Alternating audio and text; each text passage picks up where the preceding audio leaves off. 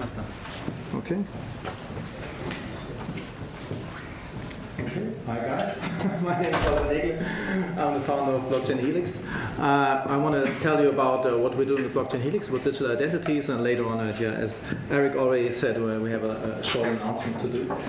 So first of all, I want to tell you what we're doing with digital identity.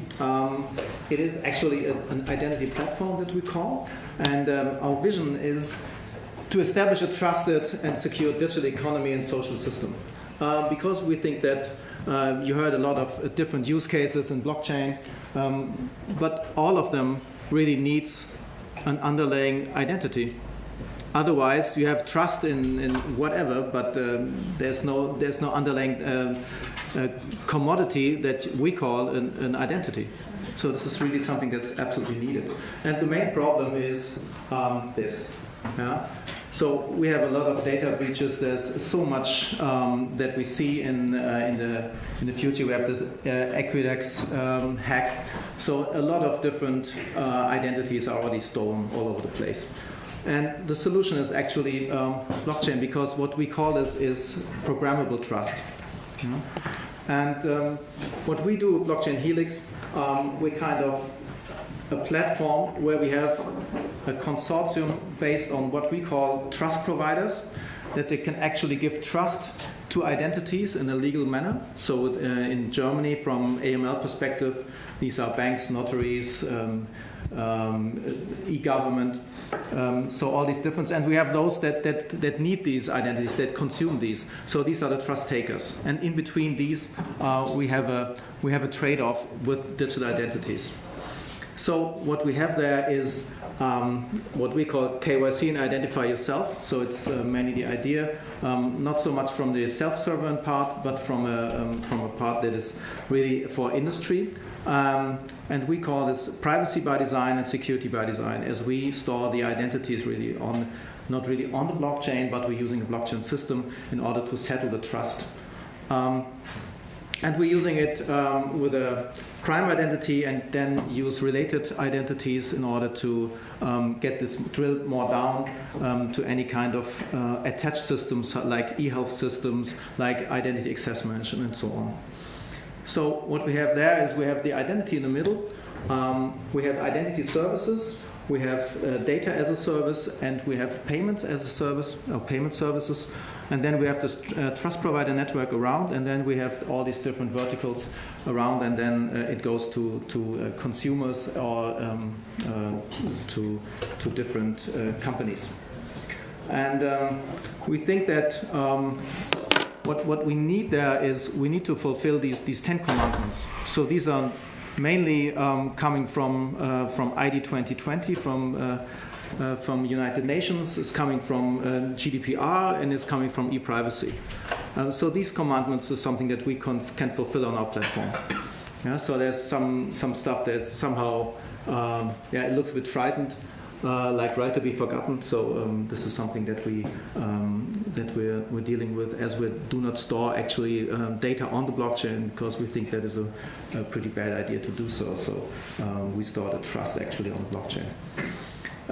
So what we have here, we have these different trust levels. So coming from self-servant data, where you can think of what you can do with it. Yeah? So when you onboard on a system, first of all you get a Helix ID, and then you're building up Helix trust.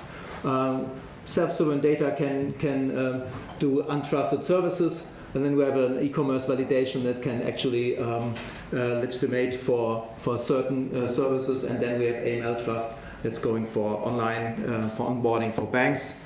And then we have a governmental identity that we're using together with Autada to use the EID. So this is what it actually looks like, and you can upload any kind of certificate on our platform, use it with forms, and this is what I mean with with the prime identity and sub-identities. So you can use it for whatever, a smart car, smart home, e-identities for e-health systems, and whatever. So it's more to be anonymous from the ground up and still have full control from the top to actually use your identity as a dashboard for all your different things that you need in your life. Yeah. So. And there's one more announcement that I have to tell you, because I mean, what we're doing with Blockchain Helix is something where we build up from metal, coming from key management and from a system that is high secure. And we were looking at what's most needed in the market actually right now. And we already have trusted identities. So we think that right now, what we call it a generation ICO. So I think most of the talks today are about ICOs, and if you talk with all these different projects, most of them tell you we will start an ICO soon. It's really yeah. Whatever you want to call it, I think that it's really a game changer what we have here.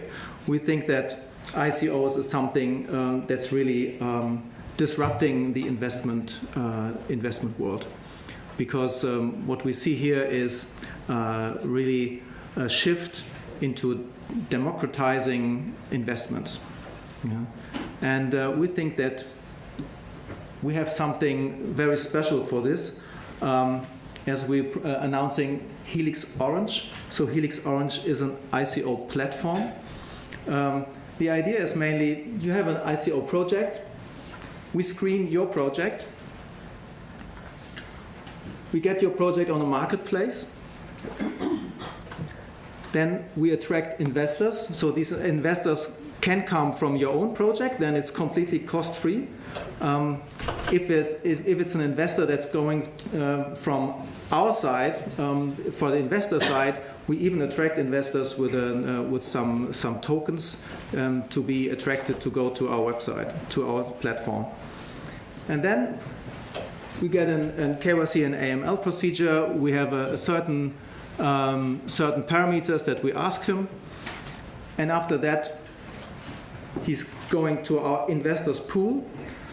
And with this investors pool, we have a matchmaking from a regulatory side, which investor can take part in which ICO. So we really have like two axes. So we have the jurisdiction from the ICO project, and we have the jurisdiction for all these different investors. And with this matchmaking, we can really guarantee that an investor can actually really take place in a certain ICO project. And with this, we can spin up what we call an ecosystem, because there's really high demand in the market for an ICO project, for a platform. So with this, we think what we're going to do is we're going to start our own ICO with this, because we think that to have a kind of credibility on this, we need to be our first batch on our platform somehow. Yeah? I think it makes sense. So this is why we think that if you like to join us, you can apply to our platform if you want to do an ICO.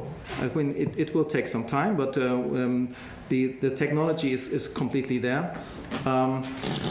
We have a kickoff event that will take place on the 6th of March. We will showcase a lot of stuff there. We will show. We will inform you with social media channels if you want to be there. And we're going to be live with our landing page tomorrow. It's called ico.helix-orange.com. And we think that ICO needs a real regulatory framework for this. So if you have any questions right now, I can answer. And I can talk about other technology stuff. So it's your time. Okay. So if there's any questions right now, so please go for it. Yes. Also mein Englisch ist nicht so gut, deshalb stelle ich die Frage einfach mal auf Deutsch. Okay. Und zwar Ja, wie löst ihr ein Grundproblem von anderen Blockchains mit der Blockgröße? Oder geht es hier jetzt nur um ICOs selber? So the question is, how do we deal with